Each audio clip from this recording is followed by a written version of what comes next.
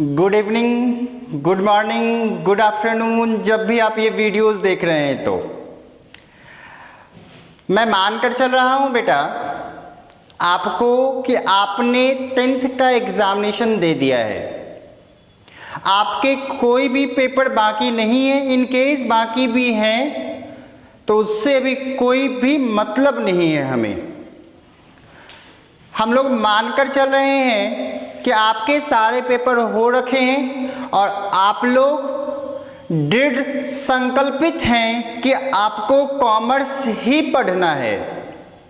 कहीं से भी कहीं कोई कंफ्यूजन नहीं है।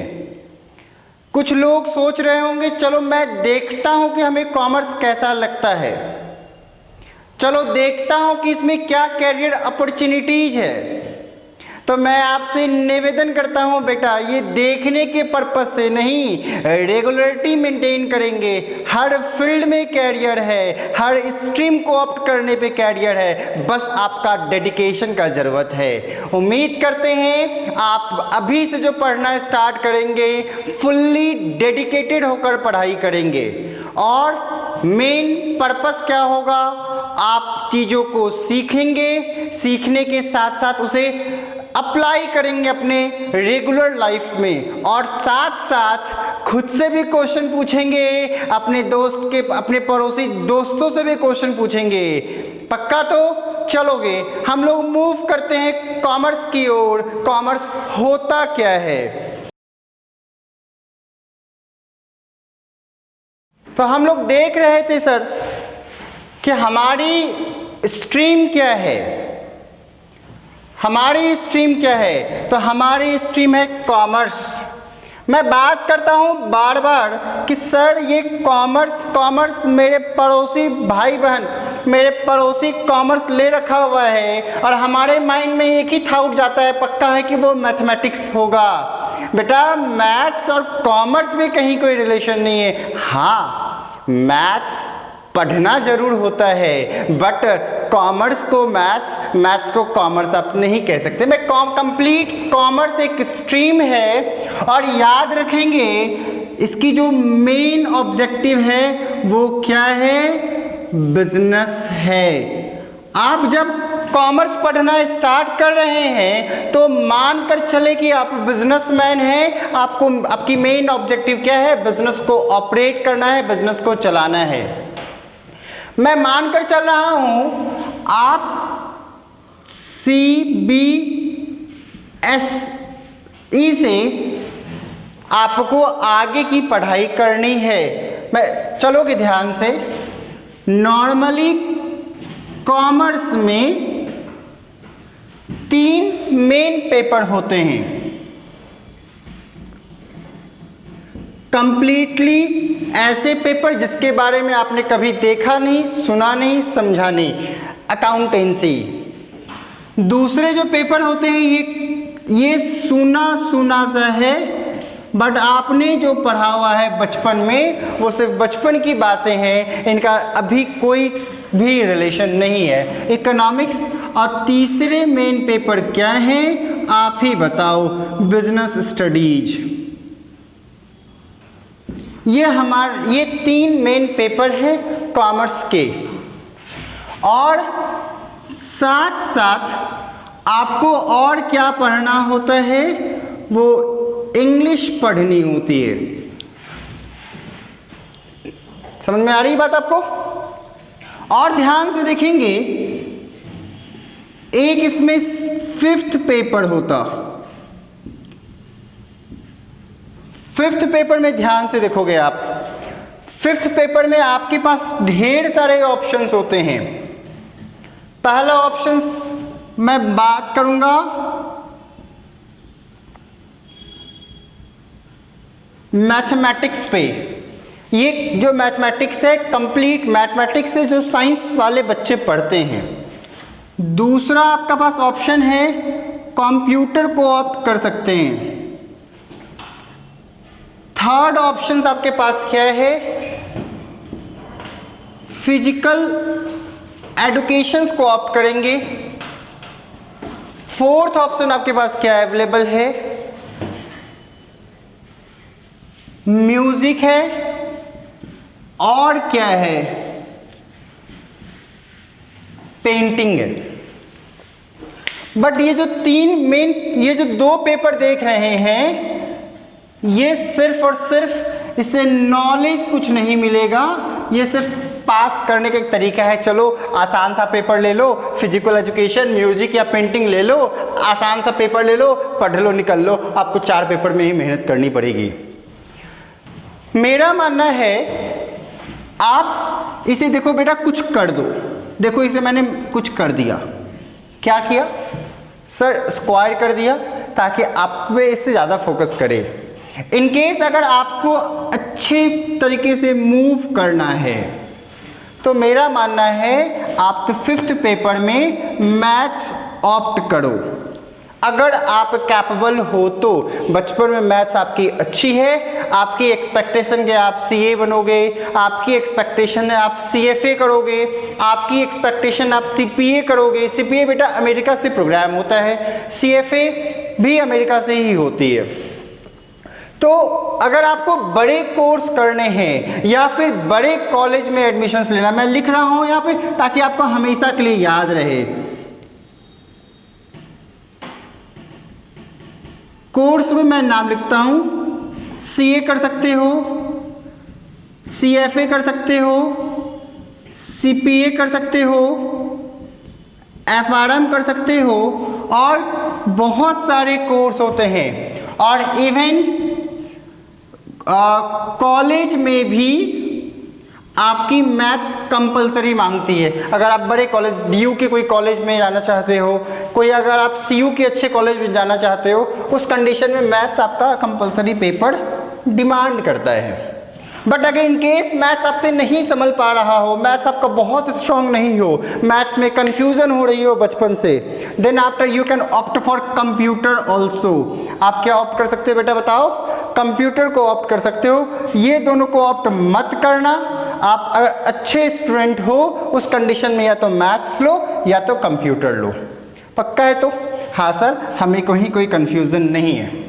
सर एक और सॉल्यूशन बताइए ना, ताकि हम मैथ्स भी ले आए और हमारे मार्किंग भी हो जाए, हमारी मार्किंग पे भी कोई इफेक्ट ना पड़े।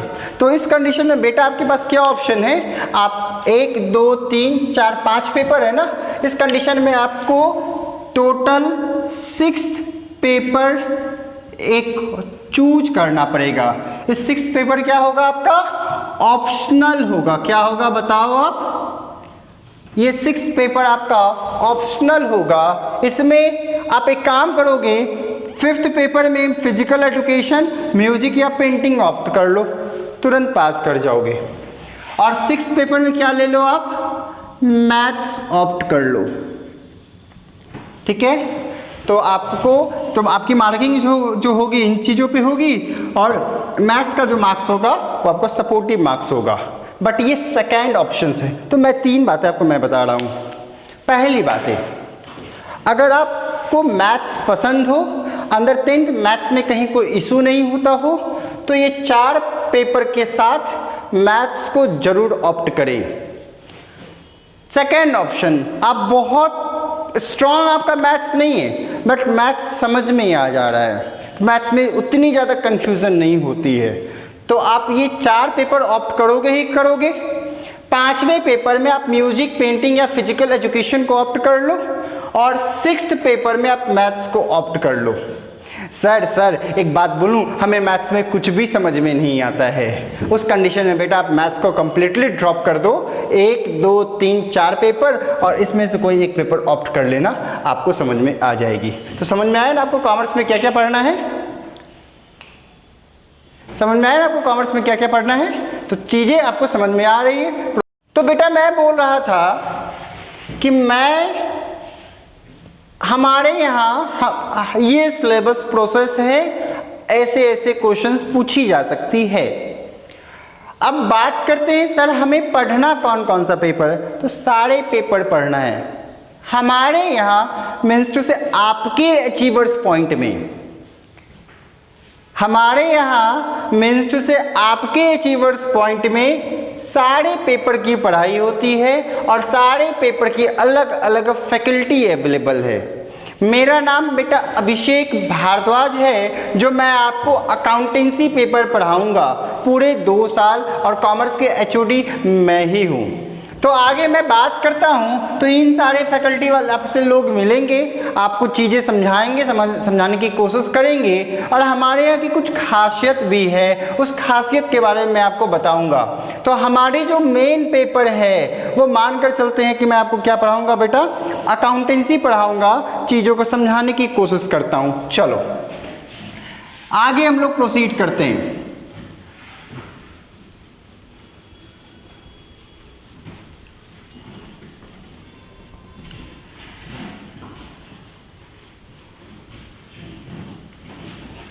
आगे हम लोग प्रोसीड करते हैं।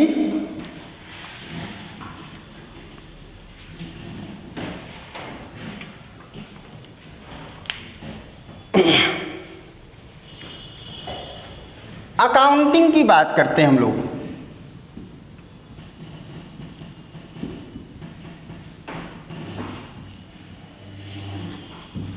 ठीक है, अकाउंटेंसी सब्जेक्ट है जो कि आपको पढ़ने हैं।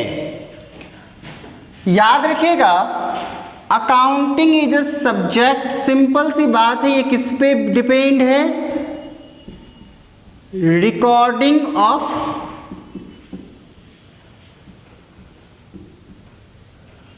ट्रांजैक्शंस।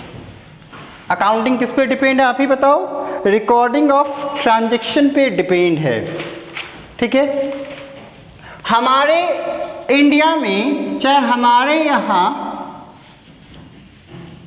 2 ब्रॉड क्लासिफिकेशन है अकाउंटेंसी का, ये एक सब्जेक्ट है और इसी को मैं अकाउंटिंग अभी कह रहा हूँ। दोनों अलग अलग चीज़ है, समझने के लिए मैं दोनों को कंबाइन कर रहा हूँ। अकाउंटेंसी की बेटा बात करते हैं तो हमारे यहाँ नॉर्मली जो है आपका एक क्या होता, ट्रेडिशनल अकाउंटिंग सिस्टम है।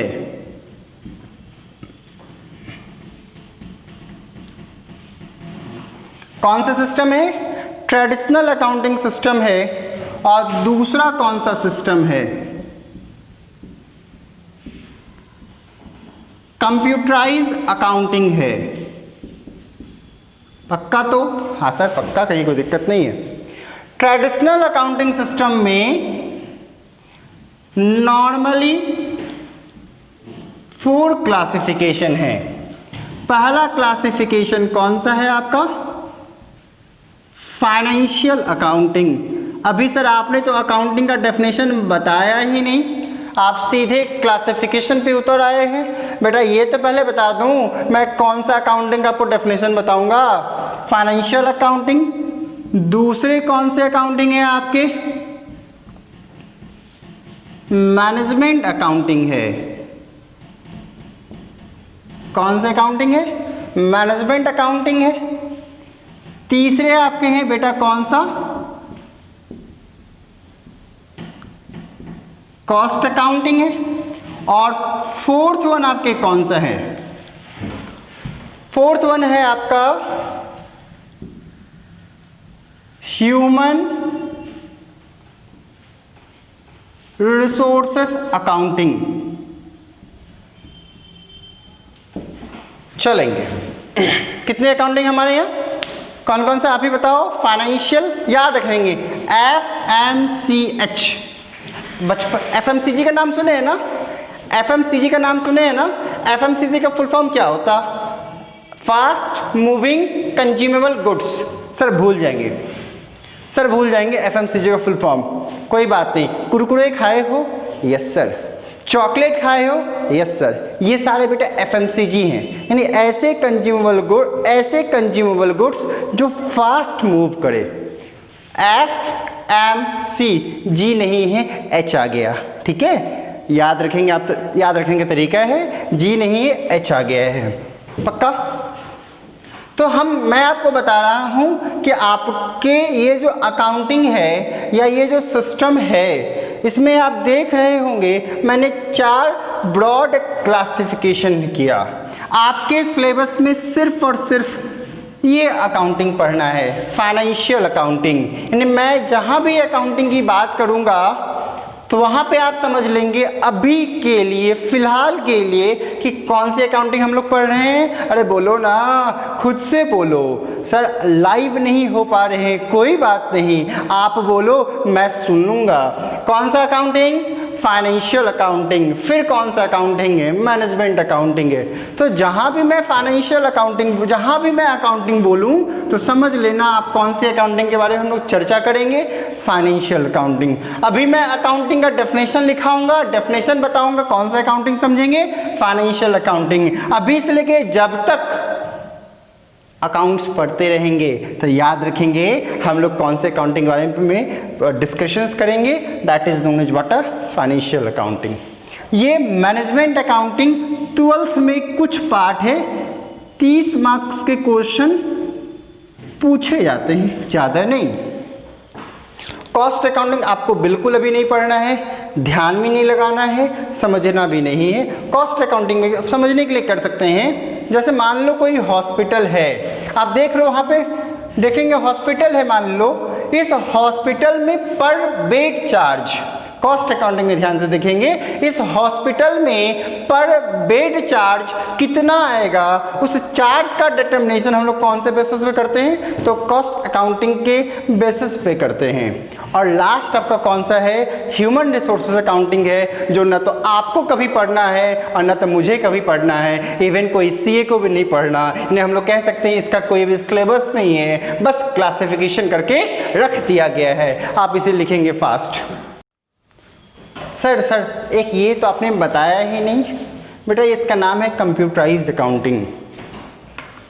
पहले ये सारे जितने काम होते हैं ना वो पेपर पे वर्क होते हैं, बट बड़े बड़े कॉरपोरेट, अब तुम ही बताओ, आईटीसी, रिलायंस, इन्फोसिस, विप्रो, जितने भी बिजनेस ऑर्गेनाइजेशन हैं वो क्या पेपर पे अकाउंटिंग करते होंगे?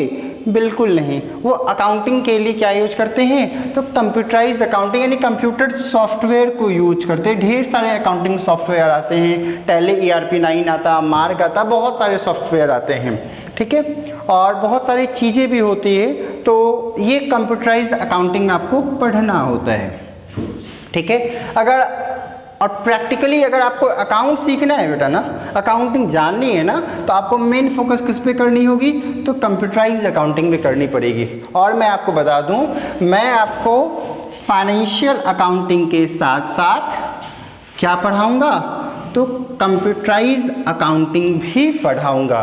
यानी जितने बात आप पेपर कॉपी पे बनाने सीखेंगे वही चीज़ें मैं आपको कंप्यूटर पे भी बनाने सिखाऊंगा, जो कि प्रैक्टिकली अप्लाई होगा। ये क्या होगा आपका बताओ,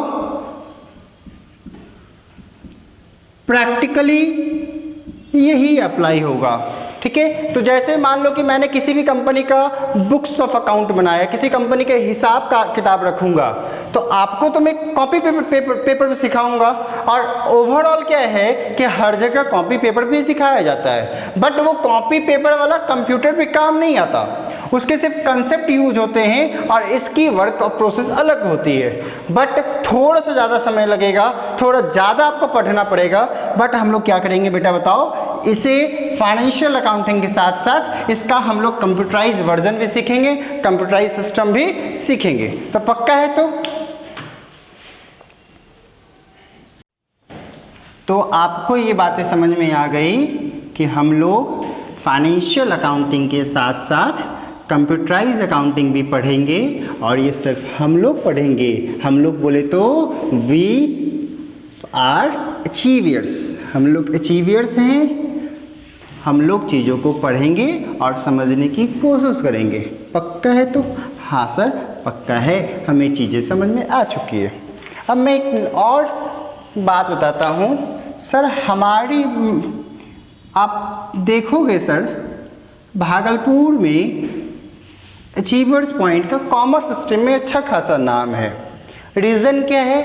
तो हमारी कॉमर्स स्ट्रीम में वर्किंग एटीट्यूड, हम लोग कॉमर्स में बेटा दो चीज़ खास करवा रहे हैं। पहली नॉर्मल सिलेबस जो आपको मैंने लिखाया वो तो पढ़ाऊंगा ही, उसमें कहीं कोई कन्फ्यूज़न नहीं है। मैं आपको एक और एक्स्ट्रा चीज़ पढ़ाऊंगा, दिख नहीं रहा सर, थोड़ा सा देखेंगे आप। मैं आपको एक और नया चीज़ पढ़ाऊँगा। दो चीज़ें जो हमारे यहाँ का खास है। पहली जो खास चीज़ें का नाम है, बताओ उसका नाम, एटीपी। एटीपी बोले तो लिखोगे आप ध्यान से, अकाउंटिंग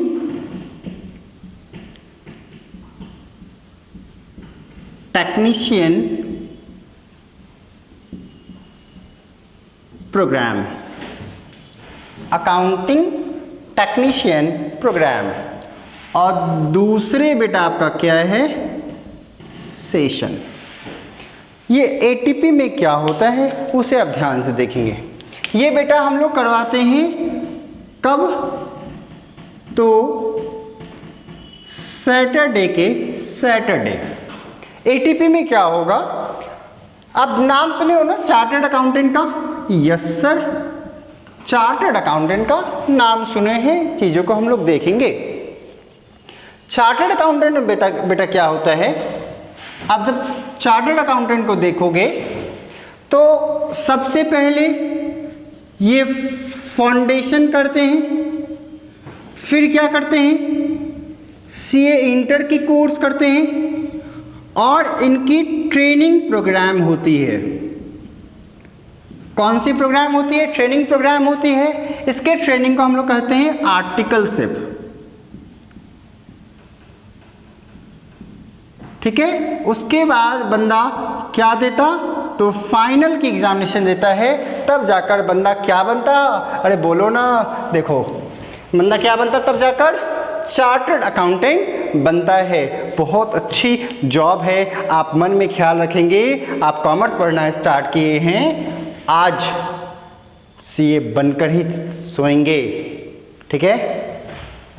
तो हमारी, तो मैं बात बता रहा हूँ, इसमें मैंने देखो क्या लिखा हुआ है, इसमें मैंने एक प्रोग्राम लिखा हुआ है आर्टिकलशिप प्रोग्राम। ये कितने वर्ष का होता है, 2.5 ईयर का। जो भी बच्चे ये दोनों क्लियर कर लेते हैं उन्हें 2.5 साल का आर्टिकलशिप प्रोग्राम करना होता है किसी भी चार्टर्ड अकाउंटेंट के अंदर। अब देखो ध्यान से, अब जो बच्चे अच्छा करते हैं, मीन्स नॉर्मली जो इंस्टीट्यूट बोलती है आपको 2000 रुपये स्टाइपेंड मिलेगा। बट अगर आप टेक्निकली एडवांस्ड होंगे ना, आपको सारी चीज़ें पहले से आता इनकेस होगा, तो उस कंडीशन में अच्छे फॉर्म में बच्चों को 10,000 से लेकर 15,000 तक स्टाइपेंड मिलता है। बट इसके लिए क्या होना चाहिए, आप कंप्लीटली टेक्निकल होना चाहिए, आपको अकाउंट्स की सारी चीज़ें आना चाहिए, मैनुअली भी, और साथ साथ क्या आना चाहिए, आपको कंप्यूटराइज फॉर्म में भी आना चाहिए। तो इसी चीज़ों को ध्यान में रखकर बेटा हम लोगों ने एक प्रोग्राम लॉन्च किया हुआ है। उस प्रोग्राम का नाम क्या है, एटीपी बोले तो accounting technician program. Means to say आप जो चीज़ें आर्टिकलशिप प्रोग्राम में सीखेंगे, जो भी चीज़ें आप आर्टिकलशिप प्रोग्राम में सीखेंगे, उसकी डिस्क्रिप्शन, उसकी चीज़ें मैं आपको इसी प्रोग्राम के तहत सिखाऊंगा। सर इसकी बेनिफिट क्या होगी, इसकी बेनिफिट बहुत है, आपका सीए बनना आसान हो जाएगा, ठीक है, पक्का। और दूसरी सबसे बड़ी बात है, बच्चे कॉमर्स पढ़ते हैं, बट उनसे मैं कॉमर्स के बारे में पूछता हूँ ना कि कॉमर्स के कुछ important topic other than syllabus, उनसे मैं पूछ दूँगा बेटा तुम ही बताओ सेबी क्या होता, तुम ही बताओ NFRA क्या, ये कोई बुक में नहीं है, कहीं भी अवेलेबल नहीं है, ठीक है। अभी मैं पूछूंगा, जैसे आप कॉमर्स के बच्चे, मैं पूछूंगा, अभी का रिसेंट टॉपिक है कोविड-19 का केस है। हम लोग तो बायोलॉजी वाले स्टूडेंट तो हैं नहीं जो चर्चा करेंगे कि उस वायरस का क्या इम्पैक्ट है हमारे बॉडी पे। हम लोग बेटे कॉमर्स वाले स्टूडेंट हैं। कहाँ वाले स्टूडेंट हैं, कॉमर्स वाले स्टूडेंट हैं। तो कोविड-19 आया है ना। अब बताओ, मैं आपसे पूछूंगा, बताओ हमारी इकोनॉमी पे यानी हमारे जो पैसा अर्न करने का तरीका है, हमारे इकोनॉमी पे इस कोविड-19 का क्या इम्पैक्ट है, आप कैसे जवाब दोगे? तो ऐसे बहुत सारे टॉपिक है कॉमर्स में जो बुक में अवेलेबल नहीं है, बट आपका जानना जरूरी है। ये कैसे जानेंगे? मैं आपको सिखाऊंगा। बोलो बोलो, बिल्कुल नहीं, ये मैं आपको नहीं सिखाऊंगा, ये सीखना आपको खुद से होगा। बस थोड़ा सा ना हम आपको खींच कर ना उस ट्रैक पे ला देंगे, आप सीखना स्टार्ट कर देंगे। सर इस पे करते क्या है हम लोग सेशन में? सेशन में बेटा क्या करते हैं, हम लोग आपको कुछ वीकली टॉपिक अवेलेबल करवाऊंगा। थोड़ा सा दिक्कत हो रही है, आप देखो ध्यान से इधर। सेशन में क्या करूंगा बेटा, मैं आपको कुछ ना कुछ वीकली टॉपिक दूंगा। पक्का? तो मैं आपको बेटा क्या दूंगा, कुछ ना कुछ वीकली टॉपिक दूंगा। इस वीकली टॉपिक पे आपको क्या करना, लेक्चर लिखना है, इस पे फोकस करनी है, और हर सैटरडे को हम लोग क्लास के सामने, हर के सामने, मैं भी और आप भी, इवन मैं भी बेटा आपके साथ सेशन तैयार करके आऊँगा, और लगे रहेंगे हमारे और आप में चैलेंज। देखते हैं कौन सबसे ज़्यादा, कौन सबसे अच्छा बोल पाता है उस टॉपिक के बारे में। मैं भी प्रिपेयर करूँगा और आप भी प्रिपेयर करेंगे, और आप लोगों में जो भी बच्चे सबसे अच्छा सेशन देंगे हर वीक, उस कंडीशन में लास्ट ईयर 500 रुपीज़ पर वीक दिया करता था विनर्स को, बट इस बार हम लोग कितना रुपए देंगे, बढ़कर कितना हो गया, 1000 रुपीज़। पक्का? तो आपको टॉपिक मिलेगी, टॉपिक में आप लेक्चर लिखेंगे, चीज़ों को सीखेंगे, चीज़ों को याद करेंगे, और जो बच्चा बहुत अच्छा बोलेगा उसे कितने रुपए मिलेंगे, 1000। सर ये पैसे देने की क्या ज़रूरत है, आप हम लोग को ब्राइब दे रहे हैं? ना बाबा ना, ऐसा ब्लेम मत करो हमारे पे।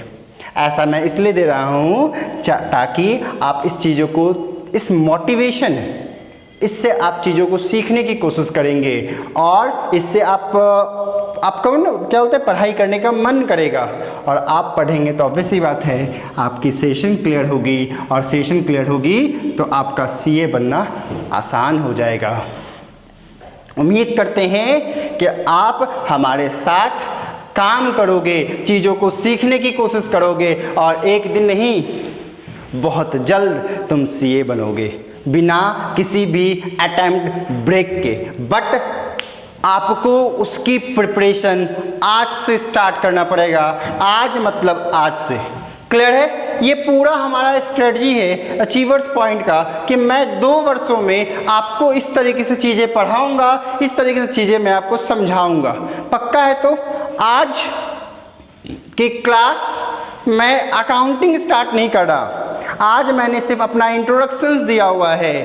कल की क्लास में मैं अकाउंटिंग स्टार्ट करूंगा और आपको चीज़ें समझाने की कोशिश करूंगा कि अकाउंटिंग कहाँ से स्टार्ट होता है। Today is only the introductions, again we will provide the first lecture of accounting tomorrow. Thank you everyone, have a good day, bye everyone. रुकिए, मैंने छुट्टी कर दी, आप 10 मिनट और पढ़ लेते हैं हम लोग, ठीक है? मैं बात कर रहा था, मैं अभी थोड़ी देर पहले आपको बताया क्या हूँ कि हमारे यहाँ की क्या स्पेशलिटी है। सर आज तो हमने अकाउंट्स तो कुछ पढ़ा ही नहीं, चलो मैं थोड़ा सा डेफिनेशन टाइप का बताता हूँ, पूरे सिनेरियो बता देता हूँ कि पूरे क्लास में, यानी जब से हम लोग पढ़ना स्टार्ट करेंगे तो हमारी स्ट्रेटजी क्या होगी पढ़ाई करने का। ध्यान से देखेंगे, मैं बात कर रहा हूँ बेटा, क्या मैं अभी अकाउंटिंग बोलूँगा तो आप क्या समझोगे? तो सर आप अकाउंटिंग बोलोगे तो मैं फाइनेंशियल अकाउंटिंग समझूंगी। क्लियर है? मैं बात करता हूँ सर अकाउंटिंग के बारे में। अकाउंटिंग को हम लोग क्या कह सकते हैं? Accounting is a language of business organization. मान लो बेटा मैं बोलता हूँ कि मुझे भूख लगी है, तो मैंने बोला, मैंने इनकोड करा, आप उसे डिकोड करके समझ गए कि हाँ सर को भूख लगी है, अब सर खाना खाएंगे। मैंने बोला बेटा मुझे डांस करना है, तो आप समझ में आ चुका होगा कि मुझे डांस करने का मन कर रहा है और मैं क्या करूँगा, अब डांस करूँगा। मैंने बोला बेटा मुझे घूमने जाना है, मन नहीं लग रहा, तो बच्चे समझ जाएंगे कि सर को अब घूमने जाना है। तो सिंपली मैं बताऊं, आप सपोज करो एक बिजनेसमैन है, कहीं कोई हिसाब किताब नहीं रखी जा रही है, तो सपोज करो बिजनेस को प्रॉफिट हुआ है या बिजनेस को लॉस हुआ है, इसका डिटर्मिनेशन आप कैसे करेंगे? बिजनेस को कब फंड की ज़रूरत है, बिजनेस को कब बिजनेस के पास कब सरप्लस फंड है, तो इन चीज़ों की डिटर्मिनेशन हम लोग कैसे करते हैं? तो हमारे पास एक सिस्टम है जिसको हम लोग फाइनेंशियल अकाउंटिंग के नेम से पुकारते हैं। ध्यान रखेंगे, अकाउंटिंग जो होता है इससे हम लोग कह सकते हैं लैंग्वेज ऑफ बिजनेस। बहुत आसान सा, याद रखेंगे हमेशा, कभी भी डेफिनेशन पे नहीं जाएंगे। ऐसा नहीं है कि बच्चे डेफिनेशन रट रहे हैं। पहले हम लोग चीज़ों को समझेंगे, समझ कर डेफिनेशन क्रिएट करेंगे। डेफिनेशन रटते चले जाओगे, कुछ भी मिलने को नहीं है। पहले चीज़ों को समझें, समझ कर डेफिनेशन को क्रिएट करेंगे। हम लोग ध्यान रखेंगे accounting is a what a language of business. जैसे मान लो, समझोगे ध्यान से, ये एक बिजनेस ऑर्गेनाइजेशन है। ये क्या है? बिजनेस ऑर्गेनाइजेशन है। इट रिक्वायर्ड फंड्स, उन्हें फंड की ज़रूरत है, और इट इज इन प्रॉफिट और लॉस सिचुएशंस। याद रखेंगे, जो बिजनेस प्रॉपर वे से अकाउंटिंग करता है ना, वो बिजनेस ज़्यादा इफेक्टिवली गवर्न कर पाता है। तो हमें बिजनेस को फंड की ज़रूरत है, बिजनेस प्रॉफिट या लॉस के सिचुएशंस में है। हाउ वी नो, हम लोग कैसे जाने? बच्चे बोलते हैं कि सर बहुत सारे न्यूज़पेपर पढ़कर, सर इस कंपनी भी नुकसान में चल रहे हैं, वो कंपनी भी बेटा भी नुकसान में चल रहे हैं, तो कैसे जानेंगे आप? तो कहता है कि इन चीज़ों, ये जो क्वेश्चंस है, इसके लिए हमें किन चीज़ों की ज़रूरत होती है, आप ही बताओ। It required accounting. It required what? Accounting. किन चीज़ों की ज़रूरत होती है? अकाउंटिंग की ज़रूरत होती है। और इस अकाउंटिंग के प्रोसेस को, ध्यान से, अकाउंटिंग के प्रोसेस को हम लोग जब स्टडी करते हैं एक सब्जेक्ट में, जैसे आप मैथ्स पढ़ते हो ना, उसी तरीके से अकाउंटिंग के जो एस्पेक्ट्स यानी कैसे अकाउंटिंग करेंगे, बिजनेस को कैसे मैनेज करेंगे, इन चीज़ों को ध्यान में रखकर अकाउंटिंग करना होता है। और अकाउंटिंग जिस सब्जेक्ट में पढ़ते हैं उस सब्जेक्ट को हम लोग क्या कहते हैं, आप ही बताओ? अकाउंटेंसी के नेम से पुकारते हैं। Clear?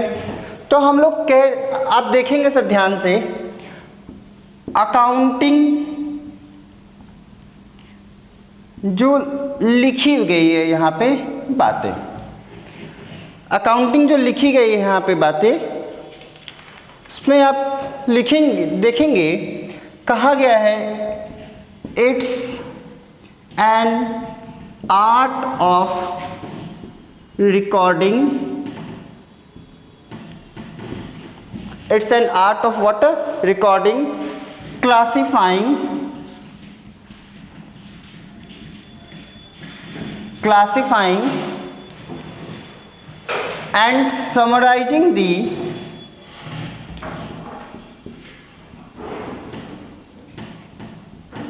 and summarizing the financial information.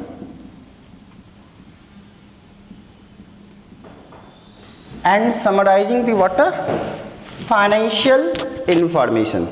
तो 2-3 बातें मैंने आपको लिखा हुआ है यहाँ पे। कौन कौन सा आप ही बताओ? रिकॉर्डिंग, क्लासिफाइंग, एंड समराइजिंग, और लास्ट आपका कौन सा, फाइनेंशियल इंफॉर्मेशन। कौन सा इंफॉर्मेशन, फाइनेंशियल इंफॉर्मेशन। नोट करेंगे आप, फाइनेंशियल इंफॉर्मेशन क्या कहते हैं, आप किसे कहते हैं, याद रखेंगे फाइनेंशियल इंफॉर्मेशन में विच कैन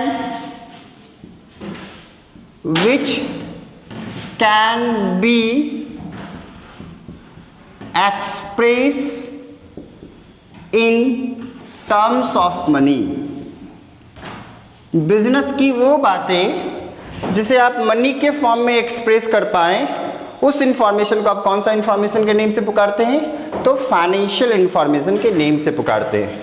जानते हैं बेटा, ये फाइनेंशियल इंफॉर्मेशन भी दो होते हैं। पहला आपका कौन सा होता है,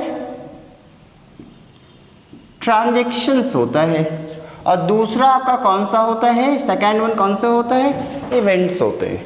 ठीक है, तो आप देख रहे होंगे ट्रांजैक्शंस होते हैं और कौन से होते हैं, इवेंट्स। तो बहुत आसान है, समझेंगे बात को। कहता है बिजनेस को फंड की जरूरत हुई है, या बिजनेस को प्रॉफिट का सिचुएशंस हुआ, बिजनेस प्रॉफिट की सिचुएशंस में है, बिजनेस लॉस के सिचुएशंस में हम लोग कैसे जानेंगे। तो कहा जाता है कि भाई साहब, आपके दुकान में जितने भी ट्रांजैक्शंस हुए हैं, जितने भी हिसाब किताब हुए, जितने भी ट्रांजैक्शंस हुए हैं, उनका प्रॉपर रिकॉर्डिंग मेंटेन करो।